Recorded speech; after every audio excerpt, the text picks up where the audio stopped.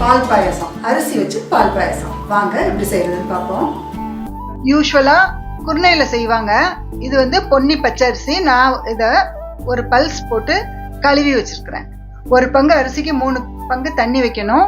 நான் 2 பங்கு தண்ணியும் 1 கப் பாலும் சேர்த்துருக்கிறேன். நல்லா கொதிச்சிருச்சு. இதில் நம்ம இப்போ இதை சேர்த்துக்கலாம். நல்லா இது குழைவா வேகணும். நல்ல சிம்மில் வச்சு கொஞ்சம் நேரம் விட்டுருங்க, அது வெந்துடும். நடுவில் ஒரு தடவை கிளறி விட்டுக்கோங்க. பால் சேர்த்துருக்குறோம், அடி பிடிச்சிக்காம பார்த்துக்கோங்க. நல்ல குழைவா வெந்துருச்சு. 1 பங்குக்கு 2 பங்கு ஜீனி சேர்க்கணும், அதை சேர்த்துக்கலாம். இப்போ நல்லா கிளறி விடுங்க. அது நல்லா கொஞ்சம் ஜீனி அதில் வறண்டு வரணும். நான் 10 நிமிஷமா நல்லா இதை வரட்டி கொண்டு வந்திருக்கிறேன். 1 பங்குக்கு 2 பங்கு பாலாவது விடணும். மிச்சம் இருக்கிற பாலை இப்போ சேர்த்துக்கலாம். இன்னும் ஒரு 5-10 நிமிஷம் நல்லா அதை கிளறிக்கிட்டே இருங்க.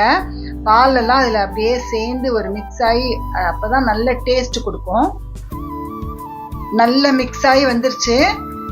பாயசம் கொஞ்சம் தண்ணியாக இருக்கிற மாதிரி பார்த்துக்கோங்க. அப்புறம் அதுவாகவே கொஞ்சம் இறுகிடும். 3-4 கிராம்பை இதை மாதிரி தட்டி போட்டுக்கோங்க. 1 ஸ்பூன் ஏலக்காய் பவுடரும் போட்டுக்கோங்க. ஃபைனலாக நெய்யில் வறுத்து வச்சிருக்கிற முந்திரி திராட்சையை சேர்த்துக்கலாம். நம்மளோட பால் பாயசம் சூப்பராக ரெடி ஆயிடுச்சு. நல்ல கமகமன்னு வாசனையாக இருக்கு. இது கூட பருப்பு போலி வச்சு சாப்பிட்டா அவ்வளோ டேஸ்டாக இருக்கும். ஒரு போலியை வச்சுட்டு அதுக்கு மேலே பாயசத்தை ஊற்றி 2த்தையும் அப்படி பிச்சு சாப்பிடும்போது அவ்வளோ டேஸ்டாக இருக்கும். ட்ரை பண்ணி பாருங்க. ஹாப்பி ஓணம்.